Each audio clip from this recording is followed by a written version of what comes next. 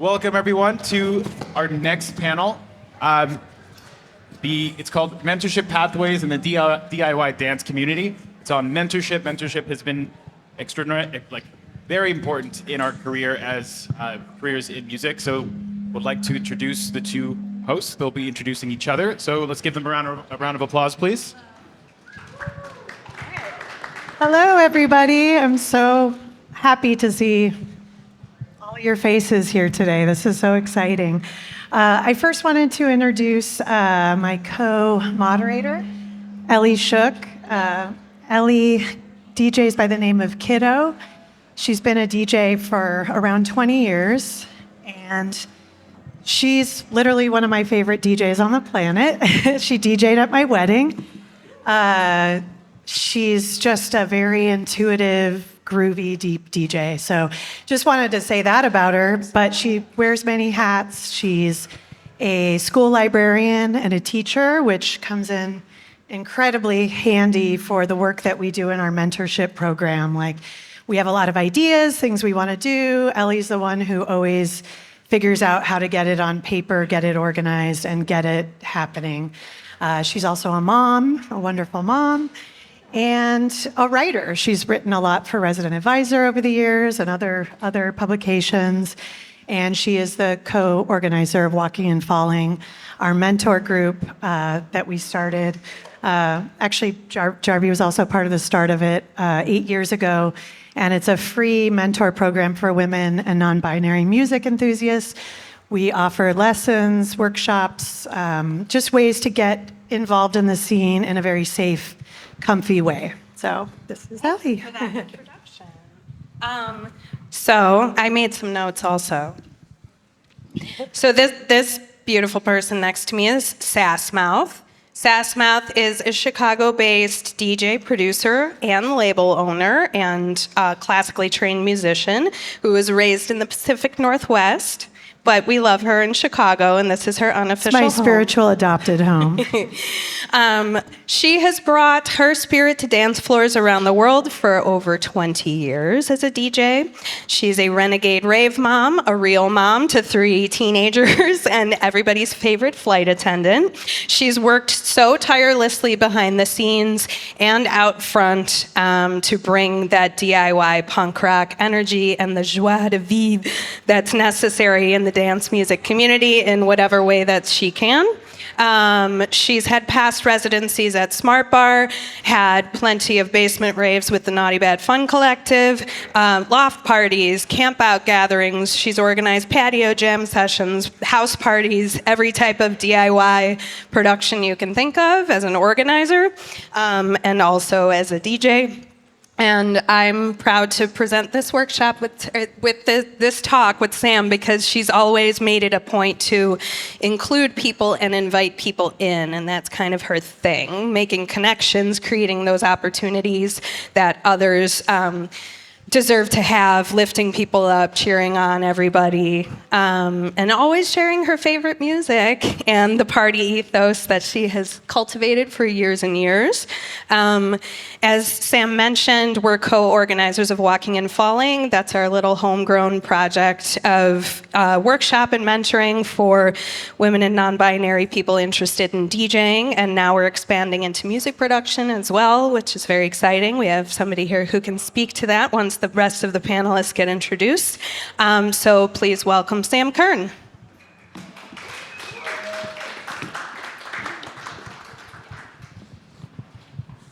Are we doing it? Do you want to organize? And so, do you want to go ahead?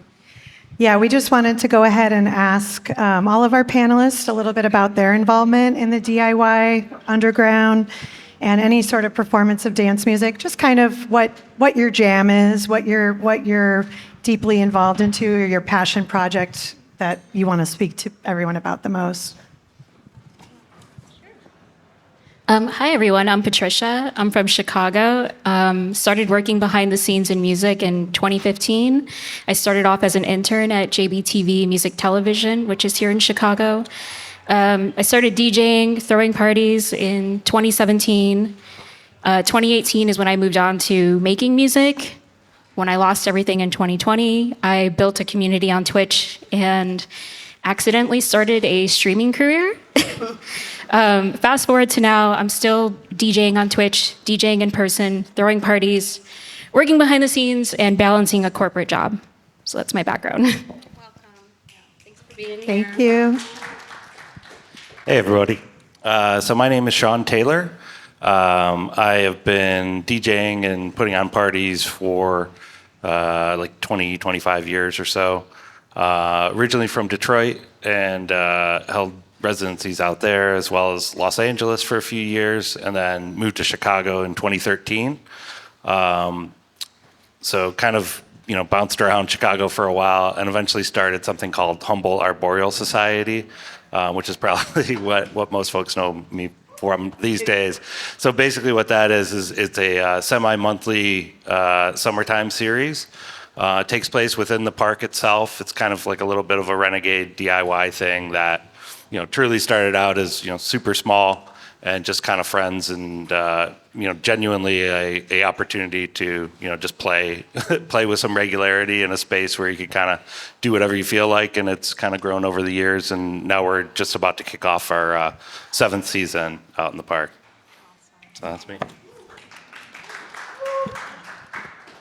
Hi, I'm Jenny Arcade. I am from Columbus, Ohio. I guess I get my start in the punk scene, DIY house shows, had shows in my house, in my basement. Riot Girl kind of was my jam, my start. And then always been a record buyer, ran a record store for 5 years, was part of Midwest Fresh. I don't know if anybody ever attended or heard of Midwest Fresh, but it was a DIY warehouse party for about 5 or 6 years in Columbus. I was a resident there, and now I'm doing events in Columbus called Deep Field with another crew of ladies. We've kind of started a collective, and we're doing events and starting a record label. And that's kind of what I'm working on right now. Yay, Jenny. Hey y'all, I'm Jarvi. I perform as Acid Daddy. Sassmouth was my mentor, got me into DJing. It's been a long time. I guess I don't even remember when that started, over a decade. Like 13 years ago, maybe? Yeah, it's like 2012, 2013 or something.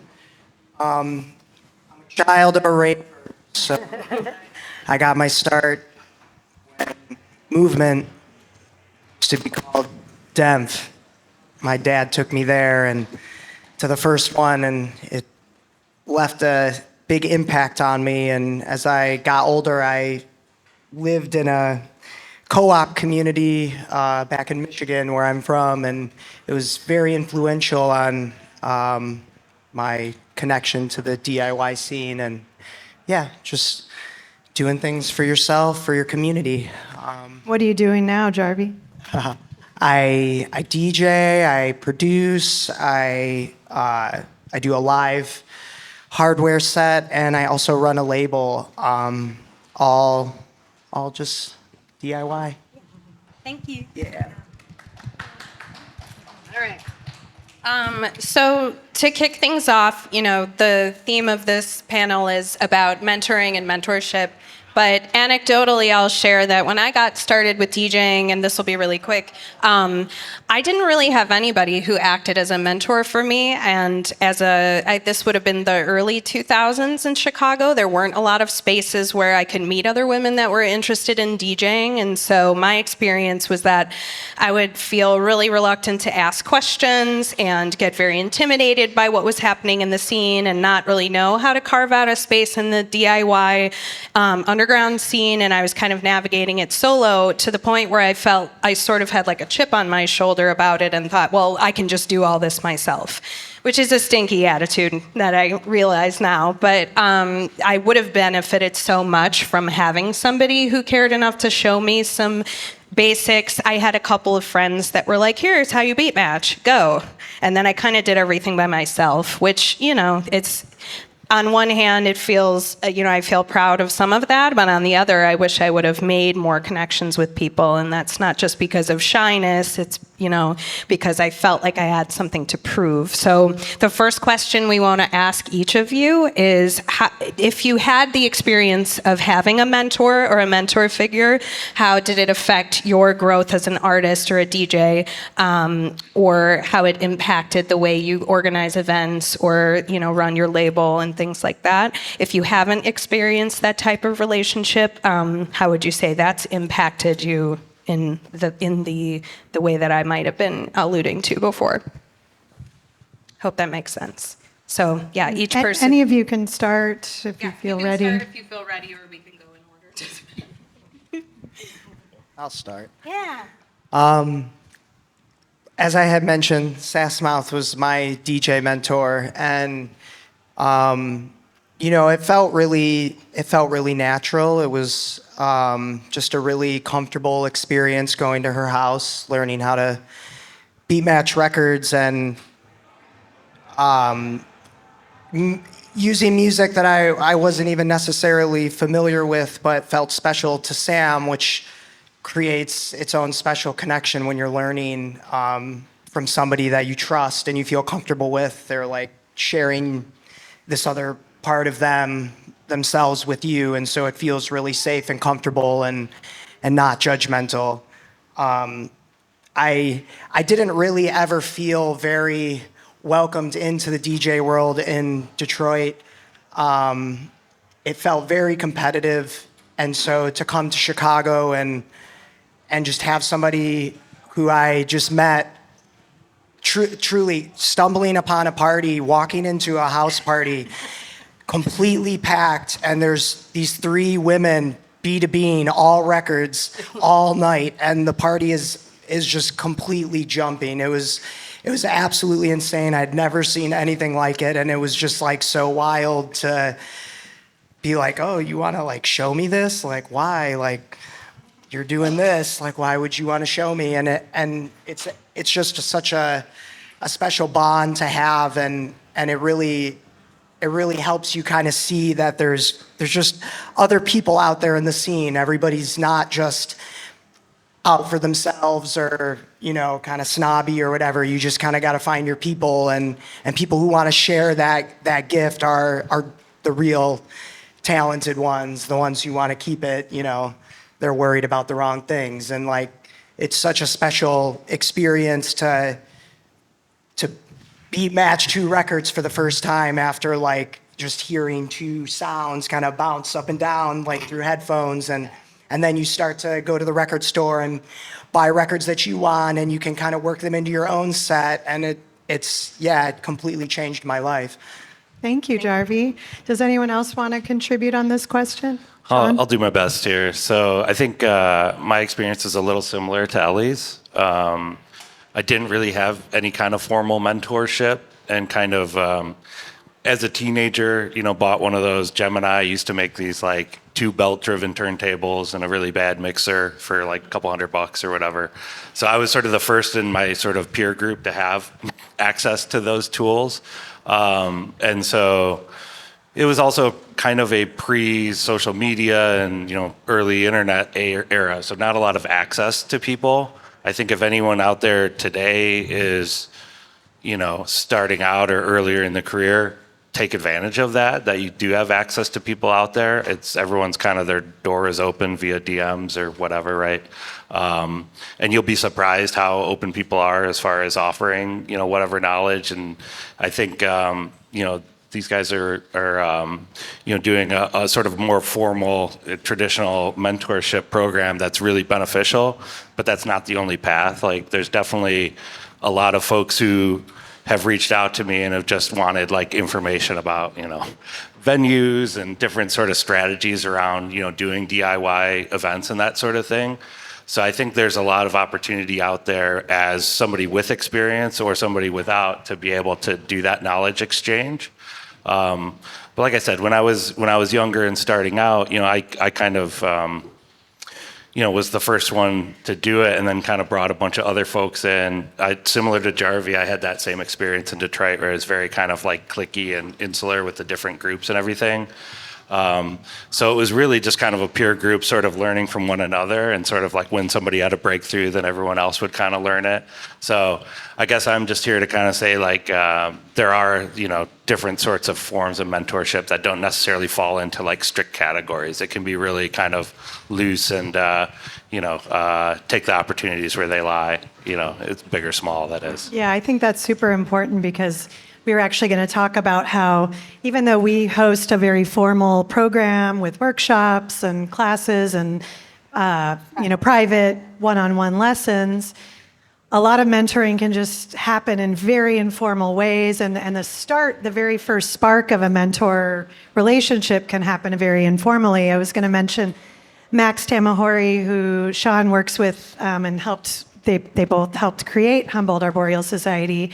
A mutual friend, brought Max to one of the underground parties that I was throwing and was like, hey, this kid's really good. I think he should, work with us. I'm like, okay, well, what can you do, Max? He's like, I can come help you clean up at the end of the party. I'm like, perfect. Like, you always need people to clean up. There's never enough people that are, sober enough or standing upright enough to be able to help at the end. So I'm like, that's great. This is the date. He's like, oh shit, I'm having my own party that night in Hyde Park. And I'm like, well, that's okay, another time.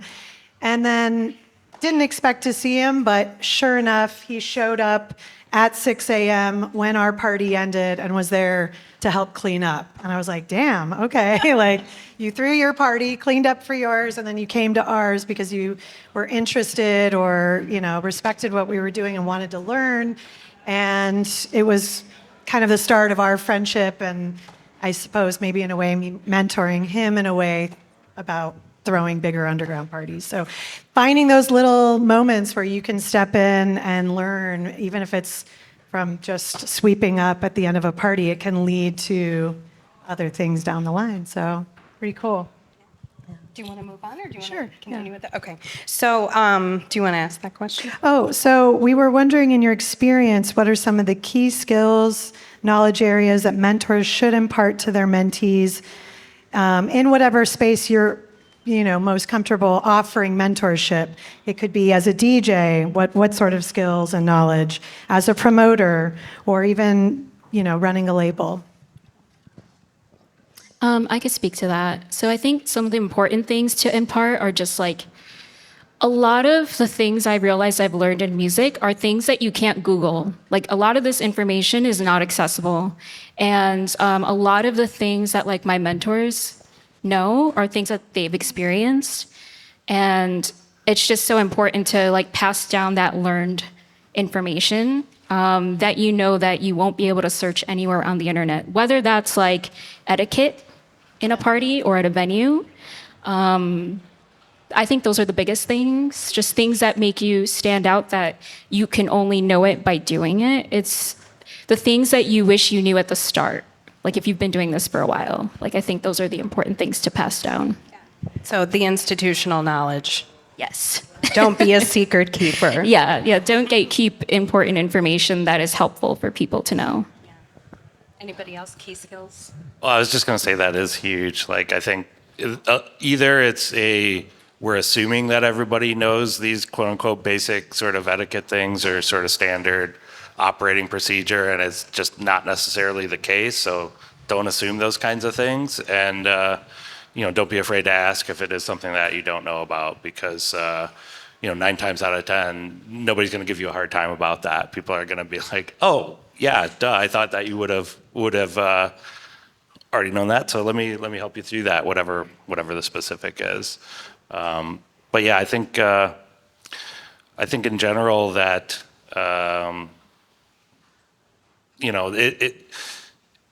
where am I going with this thought? I think in general that there are, just so many things that go into putting on productions, becoming your own artist. There's just a million different inputs to how you get to that place. And so, just being collaborative and being open. I think you use the term gatekeeping. It's like maybe a kind of a passe thing that was kind of the old standard, and it's really refreshing to see that those walls are kind of coming down.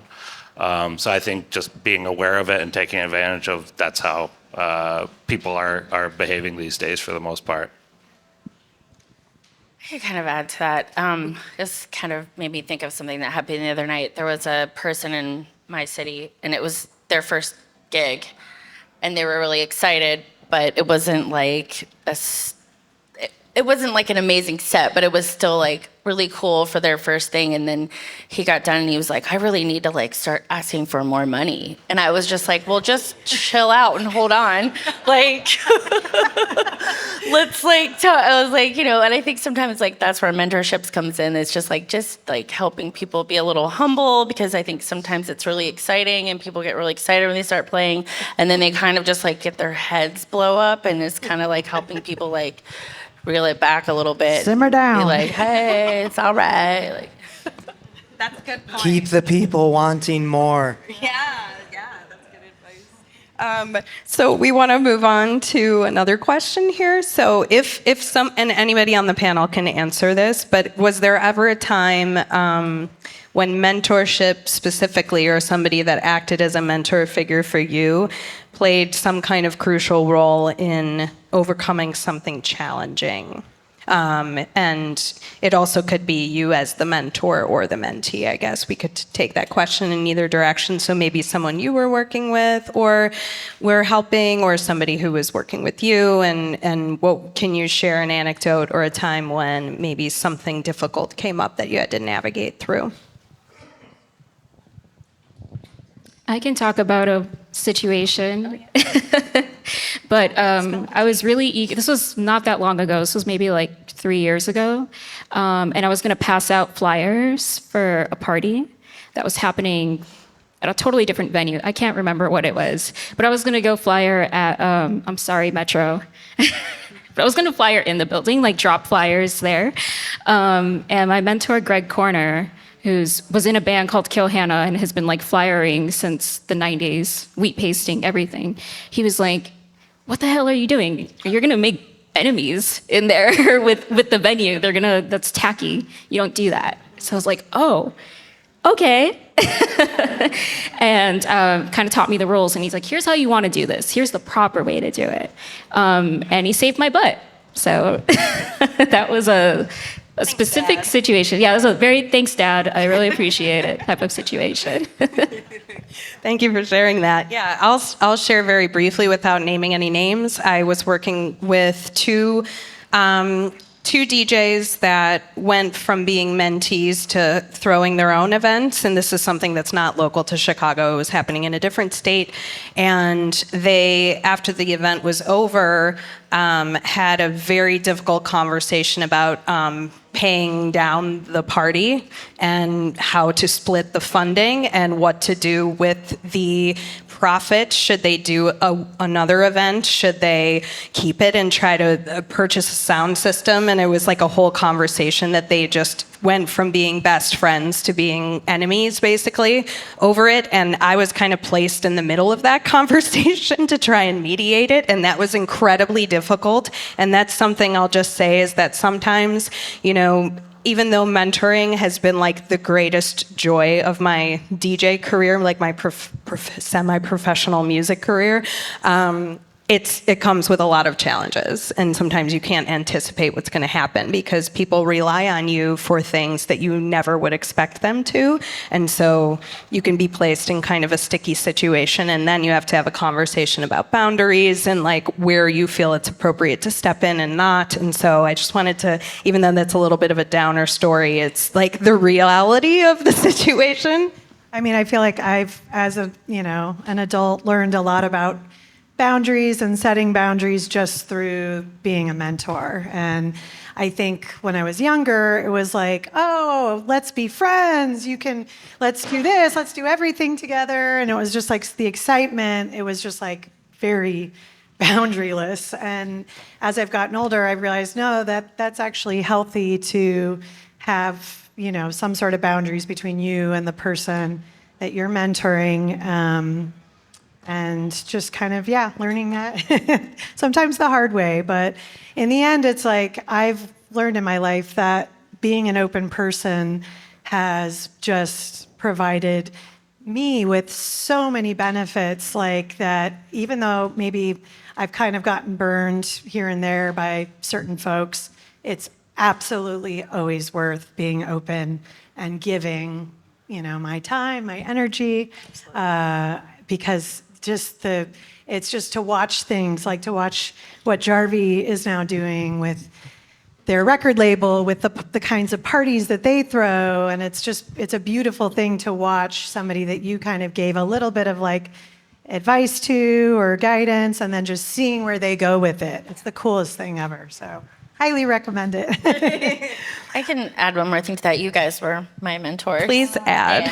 And what it did for me was really build my confidence when I really didn't have any, and I used to just like focus on every mistake I would make in a set, or just like when I wasn't, when I was not as good, or less skilled. I don't know what you say, but it really built my confidence. It made me feel like, oh, I can do this, and I have people that are supporting me and making me feel like it's okay. And now I don't really care when I make mistakes anymore. I'm just like, yeah, whatever.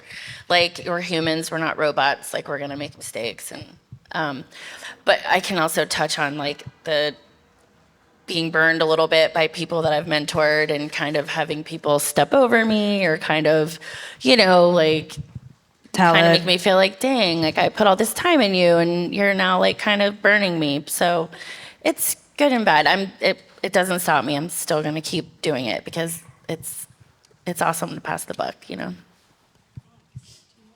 Sure. Yeah, so we're gonna move on. We have a couple more questions, and then we're gonna ask each of the panelists something individual, and then we'll leave time for Q&A at the end. So the next question we're gonna ask is about diversity and inclusion in the music scene, in the music spaces. So what do you think the role is of mentorship in general within the dance music community in terms of bringing in more voices and more perspectives? How can mentors do that, or what should be the role of mentoring within that kind of navigating, various spaces? I don't know if mentorship has to look a specific way for that, but I think that when you have a mentor, there's a vulnerability that is there with you and your mentor that allows you to, I think, grow as an artist and as a community member in a really genuine and authentic way that you can't when you're competing with social media and what the internet tells you and all of these things that seem like the rules of how the scene works. I think like when you have a mentor, you can feel really comfortable to ask even really silly things, and I think a really big part of that is the etiquette.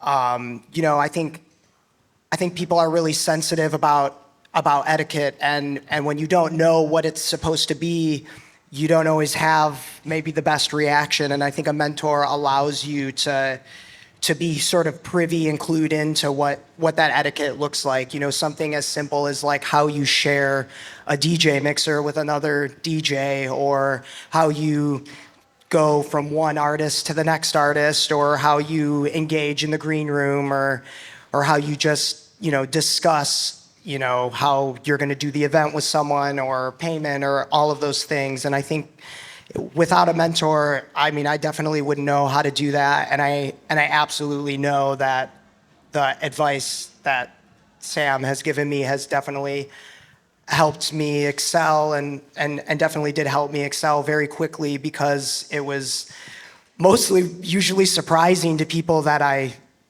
knew how to do that, and that was because of Sam. So I think, I don't know if it has to look a specific way, but I think it's important to have it, because it helps us not be so scared to be like, hey, like, when the next DJ's done, do I just like go put my USB in, or like do I like leave the channel things all messed up and just like hand it off to them, or like, just stuff like that where, someone could be sensitive to that on the other end too. And if you know, like, you know, how to share that space, I think it just makes the path a lot easier for you, and it connects you with people who are looking for the good in you and the good in what you want to do.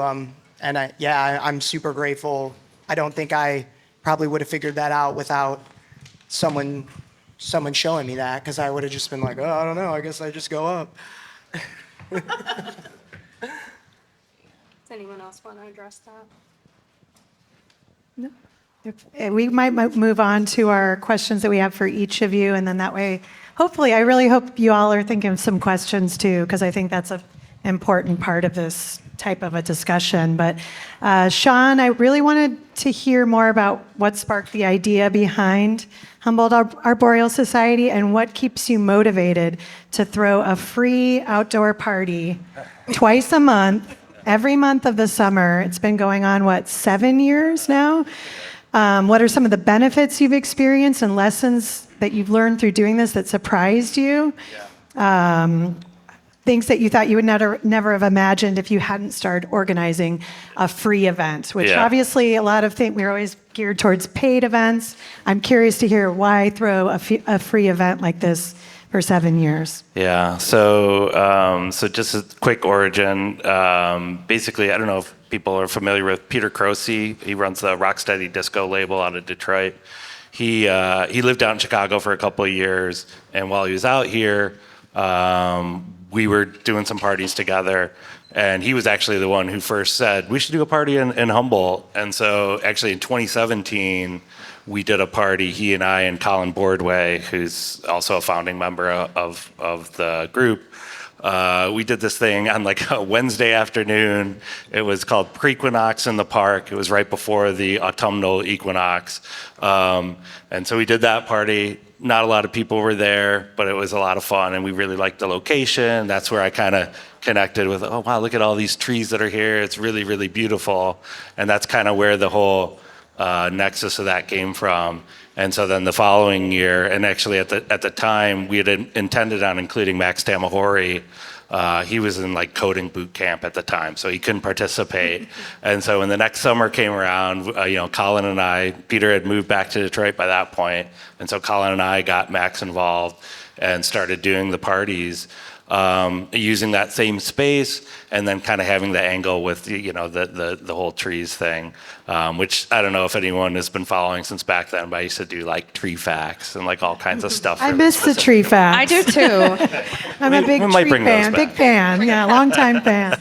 So yeah, that was kind of how it started. And I'll be honest, like I'd been living in Chicago for like 4 or 5 years by that point. And mainly I was just doing like guest sets at people's residencies or different parties and whatnot.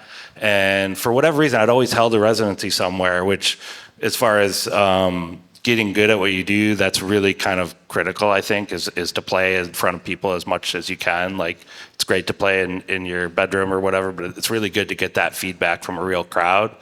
And so for me, it was creating my own opportunity to have something regular that would happen. So kind of selfish motivation initially. And then once we actually started getting going and people started showing up, it really kind of clicked and dawned on me like, hey, this is actually like kind of a community that's building around this. And the fact that it was, free and accessible to all meant that we would get this multi-generational crowd. People could bring their little kids or their dogs. Did that. Right? Brought my little kid. Yeah, so it's a really special and unique place to experience that kind of music in a place that, it doesn't cost anything. So there's no barrier of entry, so anyone can show up to this thing. We get people who are, still going from Saturday night and are just kind of laying there, crashed out. Beautiful mix of people. You can engage with it as much or as little as you like, right? Either you're like front row on the dance floor, or you're reading a book and laying under a tree, whatever you like. So it really kind of, it was one of these things that it was like started in one place and then it moved to another place of like, wow, we've really created something, and now I sort of feel like a responsibility to make that available, because it really has kind of become this alternative to your standard sort of club experience. And so it's really become something that, I kind of can't let it down, even though it is, the whole adage of a free party isn't free, right? So it does cost us money, and we do take donations because we want the people who can't necessarily financially afford something that would, cost what it actually costs. So it's kind of like the NPR model or something like that, where the people who can donate and the people who can't get to experience it, and so that there's always sort of that experience is available to everybody of any age and background, et cetera. Thank you, Sean. Thank you. So real quick, in a few minutes, we're gonna transition to Q&A, but I just wanted to ask, speaking of like taking one community from one place and like sort of transitioning that to another, I wanna ask Patricia about Twitch. So you built this really cool community online, sort of out of necessity, right?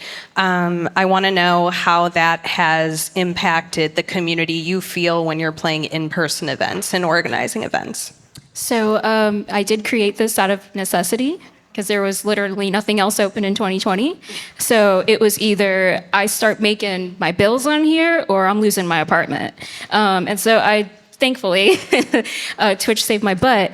But like, I noticed that coming into like now where people are like back to the clubs, but a lot of people are also still online. And so sometimes, well, I'll say what I do now, like all my in-person shows, they all go into my go live notifications. So I'm guaranteed to have 6,000 people look at that, just free advertisement. But it's really funny because there will be people coming from Twitch and then on Discord afterwards, they're like, hey, just so you know, I was there. I didn't say hi to you, but I was there. And I'm like, oh, I wish I could have met you. But there's people who I've been able to bring out into the real world. But if I know there's a lot of people coming from Twitch, it is kind of fun because then I can like be a little more playful. I have a more playful personality online than I do like if I'm opening for like, I don't know, a prestigious techno DJ, right? I have to be like, oh shit, I gotta really like, I can't miss a beat tonight. If my Twitch people are there, I could be more playful and I could do like my Naboo skit. So they're like your real community, even though it started digitally, there's still that like, yeah, like they come out and connection. like they get the inside, like I can play a song and they're like, oh, I know what jokes. you're doing. Yeah. In jokes on the dance floor. Yeah, In real life. It could be a little more playful. And it's kind of navigating those two spaces. Beautiful. Jarvi, we wanted to ask you if you had any advice for younger and new folks in our scene that would like to start a label. And, if any advice you have, what are the benefits for seeking a mentor in this process, for bringing those, and for those that are already running labels, what sort of, how can they bring new folks into the fold? But I feel like for anybody here, they might be interested in any advice you have for starting a label. Start the label. But how? Well, I think it starts with what kind of format you want. And that's kind of the route that you'll go, because each one has a slightly different way that you go about it. But, for me, it was really important to have a vinyl record label. So I was really inspired by Sam, and I know, I feel like I keep coming up, but because we have this relationship, and it's like, I just have to give a shout out to the person who taught me about running a vinyl label, and that's Michelle Herman, the Punisher in Detroit. She was the person who kind of inspired me to run a label, throw parties. Didn't really show me how to DJ, but I learned a lot through DJing with her. So I just have to give her a shout out, even though she's not here today. So. she was also at that party when I met Yeah. Sam and the three other Legendary. DJs. Yeah. And I think for me, running a record label always felt like an impossible task. It felt like you had to be connected, you had to know somebody, you had to have money. The people that I always thought that I had to talk to do it never gave me the time of day, so I just thought it was not possible. And when Sam was doing hers and was just like getting it done, the way that she wanted, and just through people who are just so skilled in their craft and just so good at what they do, whether they're the ones pressing the records, making the metal, mastering it, distributing it. You know, it was just really inspiring that she was just like, I'm just going to do this, because I had already been told many times, like, you know, how hard it would be to do. And I think a mentor is really important in that journey, because it can get really confusing, it can get really expensive, there's a lot of opinions of how to run it, and I think you just kind of have to believe in what you want for it. I didn't want to make money off of my label, I just wanted to have a label. I wanted to put out music from people that inspired me. I wanted there to be artifacts that lived beyond my time or the artists that I put out, and that through a vinyl label, that was the only way that I could do it. And if I crunched the numbers and I looked at all these ways that I was gonna have to be able to make money off of it, it wasn't possible. And I think it just mattered more to me to make something and to have something that was important to me, regardless if it made any money, because it made me happy and it made other people happy who were just like, what? Like, you want to put out my music? All of the people that I put out are just friends or people that I've come across in the scene. It's a very DIY contract method. It's an exchange, and like you know, that's just the way that I do it. You don't have to do it that way, but I think that if you want to do it, you should. There's so many labels, and there can be so many more, and if you have a dream to do it, you should. And a mentor will definitely help you, knowing how to send the masters in, how to communicate with the pressing plan and the person who's mastering that, what kind of questions to ask when you get your music back. You know, someone who is really very intimidating and I very respect masters the music for my label. And one time I had to ask a question about something that I didn't think was right, and it was like the scariest thing, because you're just like, basically like, did you do this right? and you know, it's intense. But when you can kind of like, when you know, like, you have people that you can bounce ideas off of, and you can kind of like talk it through before you go through that. It doesn't have to feel so scary, and you don't have to like get scared to do it inevitably, you know, like you don't have to get scared out of doing it. You can still follow your dream. And yeah, I definitely think that putting out your friends' music is the coolest thing you can do. Putting out music that's affordable to other people is really cool. It's not super fun to have to buy a $40 record, and you know, it's also really hard to sell a $40 record too. So, you know, I think you should do it. DIY is the only way I know how to do it, and the little insight that I've had of working with major labels through friends who have done it. It doesn't seem fun. It seems like it makes the entire process not fun, and running a label is so fun. It's just like, you just get to pick friends that like make beautiful stuff, and you get to like be like, don't worry, I will pay for it, and everyone will be able to hear it. And it's like such a special bond. You'll have this bond with this person like forever, even if it creates, you know, it can create a relationship. Maybe it doesn't always stay good. Maybe you guys have a creative difference down the way, but you know, you're bonded, so they don't get to have a choice in that. You're bonded for life. Thank you so much. Jenny, I don't want to not ask you your last question, but we have to go to questions. Is that okay? It's okay. We still love you so much. So we wanted to make sure that we left some time for anyone to ask questions related to any of the panelists' experiences, or anything you might want to know about mentorship or being a mentee. Yes, right here. In the crown.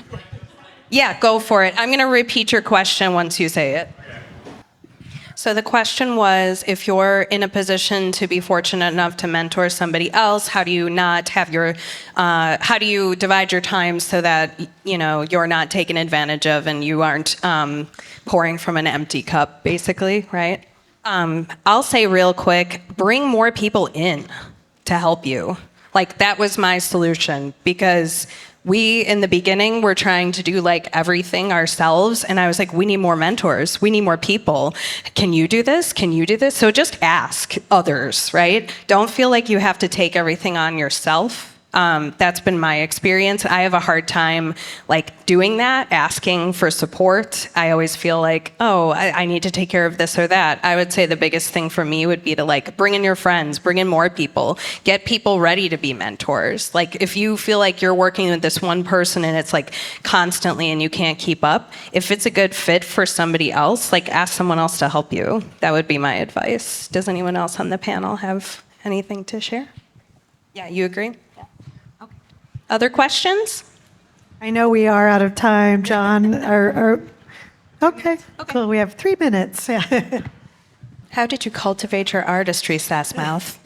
Answer in less than 30 seconds. Goodness, yeah. I before I got into this scene in my early 20s, I was in the punk scene.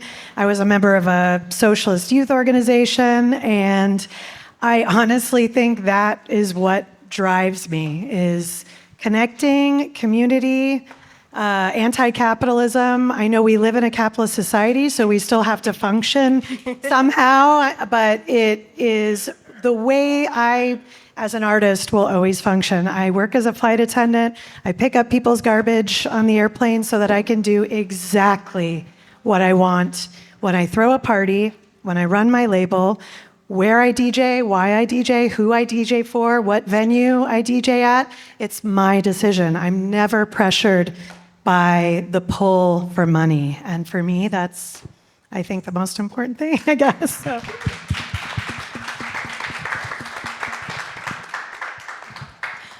So unfortunately, we can't get to the last question, but we'd love to talk to you after the panel's over. So if you have other questions for us, we'll be hanging around. Please come and talk to us. We would love to meet you. Thank you so much. Thank you to our panelists. Thank you, panelists.